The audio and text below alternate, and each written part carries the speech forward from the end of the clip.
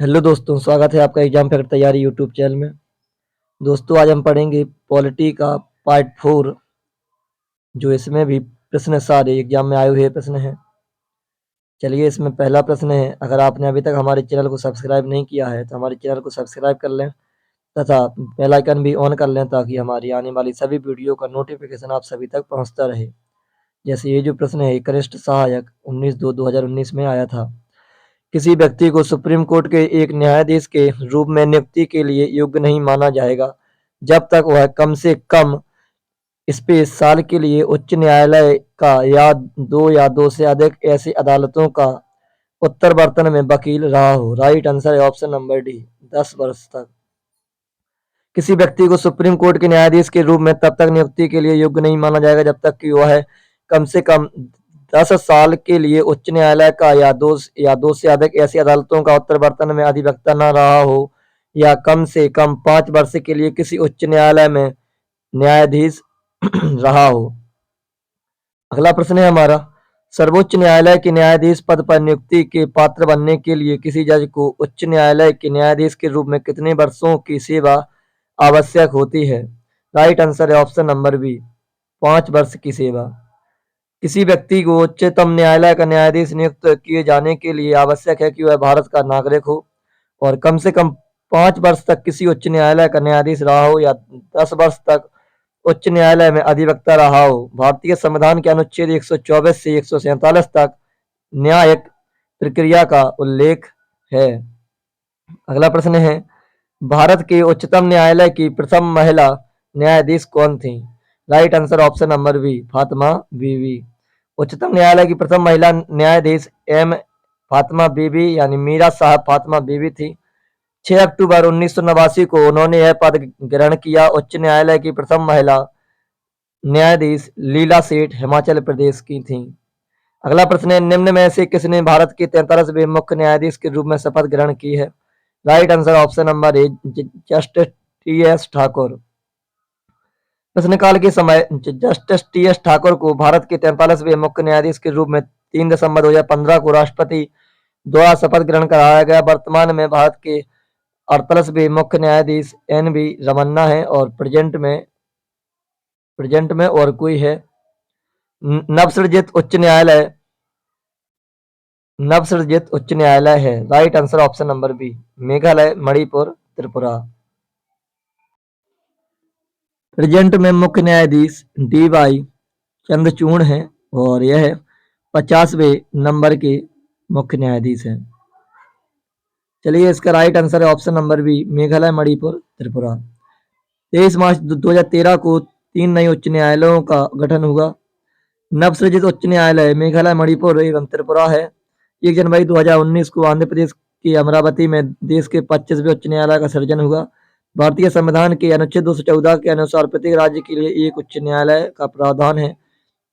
7वें संविधान संशोधन 1956 के अनुसार संसद को यह अधिकार है कि वह 2 या 2 से अधिक राज्यों एवं संघ राज्य क्षेत्रों के लिए एक उच्च न्यायालय की स्थापना कर सकती है। अगला प्रश्न है, विश्व का विशालतम न्यायिक प्राधिकरण है? राइट आंसर है option number B, Allahabad high court. Allahabad high court स्वीकृत जजों की संख्या है 160। भारत का सुप्रीम कोर्ट में 34 और अंतर्राष्ट्रीय न्यायिक अदालत में 15। अतः स्पष्ट है कि इलाहाबाद हाई कोर्ट विश्व का विशालतम न्यायिक प्राधिकरण है। अगला प्रश्न है हमारा, अब हमारी जो टॉपिक है वो है जिला प्रशासन से महत्वपूर्ण प्रश्न आएंगे। पटवारियों लेखपालों के कार्य की देखभाल निम्नलिखित में से कौन करता है? Right answer option number C, तहसीलदार। जमीन को नापना और उसका रिकॉर्ड रखना पटवारी लेखपाल का मुख्य कार्य होता है। पटवारी किसानों से भूमि कर भी इकट्ठा करता है और सरकार को उगने वाली फसलों के बारे में जानकारी देता है। पटवारियों के कार्य की देखभाल के लिए उपजिलाधिकारी होता है और उसके अधीन तहसीलदार होते हैं। तहसीलदार के दफ्तर कार्यालय में जमीन से जुड़े मामले सुने जाते हैं। अगला प्रश्न है, भू अभिलेखन रिकॉर्ड के रखरखाव के लिए कौन जिम्मेदार होता है? Right answer option number A, पटवारी होता है। भू अभिलेखन रिकॉर्ड के रखरखाव की जिम्मेदारी पटवारी नामक कर्मचारी की होती है। अगला प्रश्न है, कोई व्यक्ति जिला जज के न्यायालय द्वारा दिए गए फैसले से असंतुष्ट हुआ है तो अपील प्रणाली के अनुसार वह निम्नलिखित न्यायालयों में से किस में अपील कर सकता है? राइट आंसर है ऑप्शन नंबर बी, उच्च न्यायालय। यदि कोई व्यक्ति जिला जज के न्यायालय द्वारा दिए गए फैसले से असंतुष्ट हुआ है तो अपील प्रणाली के अनुसार वह उच्च न्यायालय में अपील कर सकता है। भारतीय संविधान के अनुसार उच्च न्यायालय राज्य न्यायपालिका का सर्वोच्च न्यायालय है। संविधान के अनुच्छेद 214 के अनुसार प्रत्येक राज्य के लिए एक पृथक उच्च न्यायालय होगा। उच्च न्यायालय निम्न न्यायालय के निर्णयों के विरुद्ध उन दीवानी मुकदमों में अपील सुन सकता है जिसमें 5,000 या इससे अधिक रकम या इतने मूल्य की संपत्ति का मामला हो। उच्च न्यायालय निम्न न्यायालय के निर्णय के विरुद्ध ऐसे फौजदारी मुकदमों की अपील सुन सकता है जिसमें निम्न न्यायालयों में अपराधी को 4 वर्ष या इससे अधिक समय के लिए सजा दी गई हो। अगला प्रश्न है, जिला प्रशासन का मुखिया होता है। Right answer option number C, DM. जिला प्रशासन का मुखिया जिला अधिकारी होता है जिसे जिलाधीश डीएम भी कहा जाता है। अगला प्रश्न है, जिलाधिकारी होता है। राइट आंसर है ऑप्शन नंबर ए, भारतीय प्रशासनिक अधिकारी यानी आईएएस। जिलाधिकारी भारतीय प्रशासनिक सेवा का अधिकारी आईएएस होता है। भारत में कलेक्टर पद का सृजन 1772 में तत्कालीन गवर्नर जनरल वारेन हेस्टिंग ने किया था, जिसका स्पष्ट रूप से प्रयोग सर्वप्रथम ब्रिटिश काल में किया जाने लगा। जिलाधिकारी अपने उत्तरदायित्वों का निर्वहन 4 रूपों में करना है: कलेक्टर, विकास अधिकारी के रूप में, जिलाधिकारी के रूप में, जिला मजिस्ट्रेट के रूप में। अगला प्रश्न है, जिलाधिकारी जिले का शासन चलाता है। राइट आंसर है ऑप्शन नंबर डी, जिले के समस्त अधिकारियों की सहायता से। जिलाधिकारी जिले का प्रशासन समस्त अधिकारियों की सहायता से चलाता है। अगला प्रश्न है, जिला प्रशासन के कार्यों में शामिल है। Right answer option number D, उपर्युक्त सभी। जिले में शांति एवं और व्यवस्था बनाए रखना, भूमि व्यवस्था जैसे भूमि माप, खसरा खतौनी का रख रखाव व लगान की वसूली करना, नागरिक सुविधा व सभी को विकास के समान अवसर उपलब्ध कराना। जिला प्रशासन के कार्यों में शामिल है जिला में शांति और व्यवस्था बनाए रखना, भूमि व्यवस्था जैसे भूमि माप, खसरा खतौनी का रख रखाव व लगान की वसूली करना, नागरिक सुविधा व सभी को विकास के समान अवसर उपलब्ध कराना। अगला प्रश्न है, जिले में प्राथमिक शिक्षा की व्यवस्था करते हैं। राइट आंसर है ऑप्शन नंबर बी, जिला बेसिक शिक्षा अधिकारी। जिले में प्राथमिक शिक्षा की व्यवस्था जिला बेसिक शिक्षा अधिकारी करते हैं। अगला प्रश्न है, जिले में परिवार कल्याण के कार्य करवाता है। Right answer option number D, मुख्य चिकित्सा अधिकारी। जिले में परिवार कल्याण का कार्य मुख्य चिकित्सा अधिकारी करवाता है। अगला प्रश्न है, जिले में माध्यमिक विद्यालयों की व्यवस्था देखता है। राइट आंसर ऑप्शन नंबर ए, जिला विद्यालय निरीक्षक। जिले के माध्यमिक विद्यालयों की व्यवस्था जिला विद्यालय निरीक्षक देखता है। अगला प्रश्न है, जिला न्यायालय का प्रमुख होता है। Right answer option number B, जिला न्यायाधीश। जिला न्यायालय का प्रमुख जिला न्यायाधीश होता है। अगला प्रश्न है, भारत में जिला प्रशासन की व्यवस्था में कलेक्टर का पद किस वर्ष सृजित किया गया था। Right answer option number C, 1772 में। भारत में जिला प्रशासन की व्यवस्था में कलेक्टर का पद 1772 में सृजित किया गया था। अगला प्रश्न है हमारा, जिला स्तर पर राज्य सरकार की आंख, कान और भावों का कार्य करता है। Right answer option number B, जिलाधिकारी। जिला स्तर पर राज्य सरकार की आंख, कान और भावों का कार्य जिलाधिकारी करता है। अगला प्रश्न, निम्न में से किसने जिलाधीश को संस्थागत करिश्मा कहा है। राइट आंसर ऑप्शन नंबर ए, रजनी कोठारी। रजनी कोठारी ने जिलाधीश को संस्थागत करिश्मा कहा है। अगला प्रश्न, किसने भारत में जिला कलेक्टर का पद सृजित किया था। Right answer option number B, Warren Hasting ने। भारत में जिला कलेक्टर का पद 1772 में वारेन हेस्टिंग ने सृजित किया था। अगला प्रश्न है, मूल संविधान में जिला शब्द का उल्लेख किस अनुच्छेद में है। Right answer option number D, इनमें से कोई नहीं ऑप्शन जो है। अनुच्छेद 223 कार्यकारी मुख्य न्यायाधीश की नियुक्ति। अनुच्छेद 233 जिला न्यायाधीशों की नियुक्ति। अनुच्छेद 245 संसद द्वारा और राज्यों के विधानमंडलों द्वारा बनाई गई विधियों का विस्तार अथवा उपरोक्त किसी भी अनुच्छेद में जिला शब्द का उल्लेख नहीं मिलता है। अगला जो टॉपिक है, स्थानीय निकाय और पंचायती राज संस्थाएं। इनसे महत्वपूर्ण प्रश्न प्रीवियस ईयर एग्जाम। पंचायतों को संवैधानिक दर्जा किस अनुच्छेद के तहत दिया गया था। Right answer option number C, अनुच्छेद 243। पंचायतों को संविधान के अनुच्छेद 243 के तहत संविधान दर्जा प्रदान किया गया है। 73वां संविधान संशोधन अधिनियम 1992 के तहत ग्रामीण पंचायत तथा 74वां संविधान संशोधन अधिनियम 1992 के तहत नगर पंचायत को संवैधानिक दर्जा प्रदान किया गया है। संविधान में अनुच्छेद 243 का से लेकर 243 इणा तक ग्राम पंचायत तथा अनुच्छेद 243 का से लेकर अनुच्छेद 243 यक्ष तक नगर पंचायत का प्रावधान किया गया है। भारत में त्रिस्तरीय पंचायती पद्धति की स्थापना की गई है। अगला प्रश्न है, त्रिस्तरीय पंचायती राज व्यवस्था का विचार किसने रखा था? Right answer option number A, Balwant Rai Mehta committee ने। भारत में प्रति वर्ष 24 अप्रैल को पंचायती राज दिवस मनाया जाता है। 24 अप्रैल 1992 को ही 73वां संविधान संशोधन अधिनियम लागू हुआ। बलवंत राय मेहता समिति 1957 की संस्तुति पर त्रिस्तरीय पंचायती राज व्यवस्था लागू की गई। बलवंत राय मेहता समिति ने सिफारिश की थी कि ग्राम स्तर पर ग्राम पंचायत, ब्लॉक स्तर पर पंचायत समिति, जिला स्तर पर जिला परिषद का गठन होना चाहिए। अशोक मेहता समिति 1977 ने 2 स्तर पर पंचायती राज व्यवस्था की संस्तुति की थी। अगला प्रश्न है, भारत में पंचायती राज की त्रिस्तरीय व्यवस्था का अनुमोदन किस समिति के द्वारा किया गया था? राइट आंसर है option number A, Balwant Rai Mehta committee की। अगला प्रश्न है, किस समिति ने त्रिस्तरीय पंचायत प्रणाली की अनुशंसा की? राइट आंसर है option number D, Balwant Rai Mehta समिति ने। अगला प्रश्न है, ग्राम पंचायत तंत्र के 3 स्तर होते हैं, ब्लॉक स्तर पर स्पेस होता है। Right answer option number B, panchayat समिति। अगला प्रश्न है, इनमें से कौन सा भारत में पंचायती राज की 3 स्तरीय प्रणाली में एक स्तर नहीं है? Right answer option number D, नगर परिषद। बाकी ग्राम पंचायत है, जिला परिषद है, पंचायत समिति भी है। अगला प्रश्न है, भारत में पंचायती राज व्यवस्था इसके अंतर्गत रखी गई है। राइट आंसर है ऑप्शन नंबर सी, राज्य की नीति निर्देशक तत्व के। इसमें एक्स्ट्रा फैक्ट जानते हैं, भारत में पंचायती राज व्यवस्था की चर्चा संविधान के भाग 4 राज्य की नीति निर्देशक तत्वों में अनुच्छेद 40 में की गई है। संविधान के भाग 3 में मूल अधिकार अनुच्छेद 12 से 35, भाग 4 में राज्य की नीति निर्देशक तत्व अनुच्छेद 36 से 51 तथा भाग 4 के खंड का में मूल कर्तव्य अनुच्छेद 51 का की चर्चा है।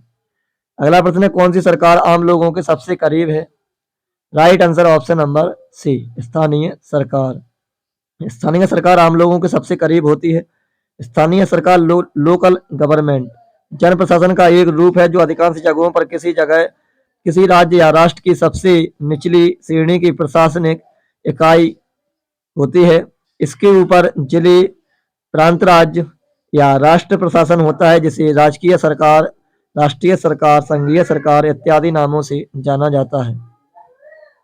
अगला प्रश्न है हमारा, 1992 में संसद द्वारा पारित निम्नलिखित में से कौन सा संविधान संशोधन ग्रामीण स्थानीय सरकारें, जिन्हें पंचायती राज संस्थानों के रूप में भी जाना जाता है, के बारे में है?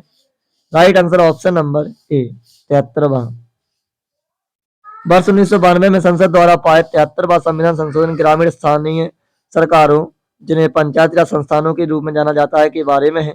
इस संशोधन के द्वारा संविधान में एक नया भाग 9 तथा उसके अंतर्गत अनुच्छेद 243 और अनुच्छेद 243 का से 243 इणा तक तथा 11वीं अनुसूची में 29 विषय हैं जोड़ी गई। इसमें पंचायतों के गठन, पंचायतों के लिए निर्वाचन, महिलाओं तथा अनुसूचित जातियों तथा जनजातियों के लिए जनसंख्या के अनुपात में आरक्षण आदि अन्य प्रावधान किए गए हैं।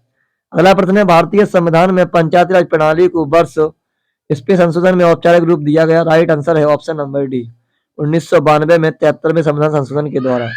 अगला प्रश्न है, पंचायती राज व्यवस्था के तहत ग्राम सभा के सदस्य कौन है? राइट आंसर है, एक्स्ट्रा फैक्ट में भी जो आंसर है, चलिए एक्स्ट्रा फैक्ट में पढ़ते हैं। ग्राम सभा को भारत के संविधान में अनुच्छेद 243 बी के तहत शामिल किया गया है। ग्राम सभा के सदस्य वे होते हैं जिनकी उम्र 18 वर्ष से अधिक और ग्राम स्तर पर पंचायत के लिए मतदाता सूची में पंजीकृत होना चाहिए। इसमें ये सारे ऑप्शन नहीं होंगे, इसीलिए एक्स्ट्रा फैक्ट में आंसर है। किस समिति के कार्य ने पूरे देश में पंचायती राज संस्थाओं के प्रारंभ के लिए मंच स्थापित किया? Right answer option number B, Balwant Rai Mehta समिति ने।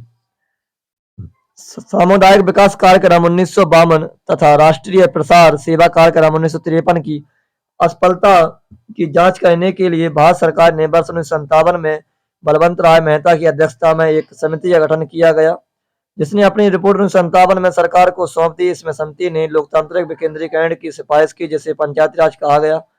इसकी सिफारिशों के अनुसार पंचायती राज के 3 स्तर निम्नलिखित हैं। पहला स्तर है ग्राम पंचायत, दूसरा पंचायत समिति और तीसरा जिला पंचायत। 73वें संविधान संशोधन अधिनियम 1992 के द्वारा पंचायती राज संस्था को संवैधानिक मान्यता दे दी गई। अगला प्रश्न है हमारा, भारतीय संविधान के अनुच्छेद 243 वा के अधीन गठित ग्रामीण क्षेत्रों के लिए स्व सरकार की संस्था कौन सी है? राइट आंसर है ऑप्शन नंबर बी, पंचायत। अनुच्छेद 243 आ में ग्राम सभा के गठन का वर्णन है। अनुच्छेद 243 बा के अधीन गठित ग्रामीण क्षेत्रों के लिए स्व सरकार की संस्था ग्राम पंचायत होती है। अगला प्रश्न है, 27 अगस्त 2009 को भारत सरकार के केंद्रीय मंत्रिमंडल ने पंचायती राज संस्थाओं PRI में महिलाओं के लिए स्पेस आरक्षण को मंजूरी दी। Right answer option number C, 50%।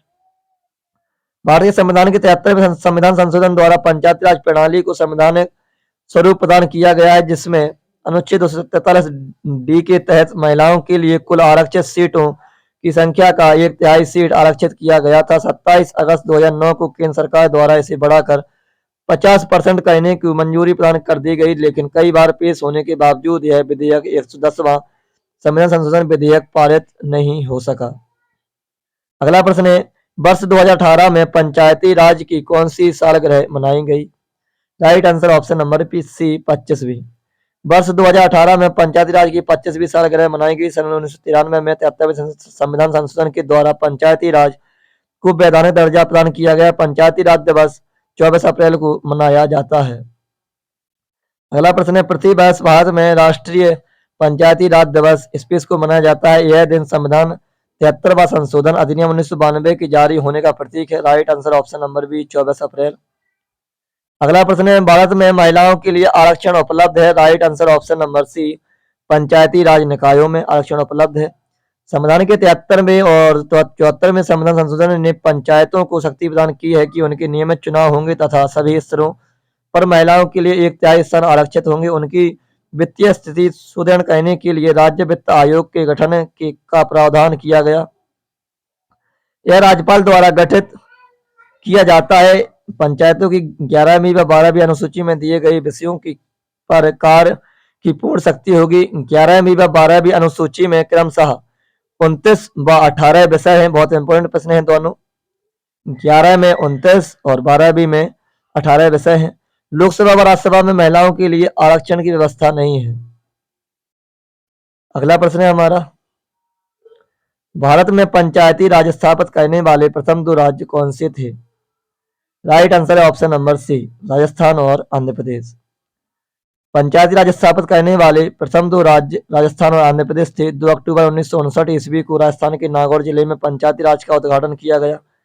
Bharat में पंचायती राज के अंतर्गत त्रिस्तरीय शासन व्यवस्था निहित है। आंध्र प्रदेश ने इस योजना को 1959 में लागू किया गया।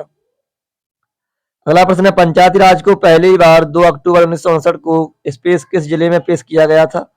Right answer option number C, Nagaur जिले में। अगला प्रश्न है, किस राज्य में पंचायती राज प्रणाली नहीं है? Right answer option number C, Nagaland में। भारत के जम्मू कश्मीर, नागालैंड, मेघालय और मिजोरम में पंचायती राज प्रणाली लागू नहीं है।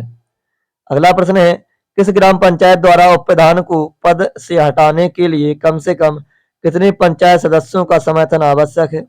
Right answer option number D, 2/3 यानी 2/3 हिस्सा से। ग्राम पंचायत द्वारा उप प्रधान को उसके पद से हटाने के लिए ग्राम सभा कुल सदस्यों में से कम 2/3 सदस्य के समर्थन की आवश्यकता पड़ती है।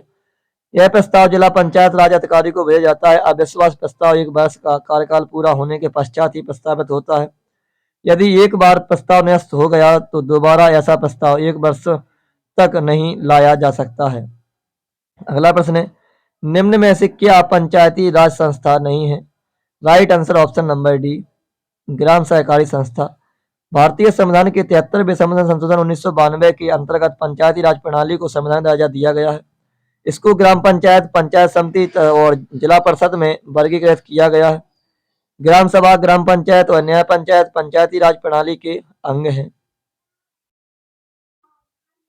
चलिए दोस्तों, ये महत्वपूर्ण प्रश्न हमने इस वीडियो में कंप्लीट किए हुए हैं। ये सारे प्रश्न आपके आगामी किसी ना किसी एग्जाम में जरूर पूछे जाएंगे। आपको वीडियो कैसी लगी है कमेंट में जरूर बताएं। जय हिंद, जय भारत।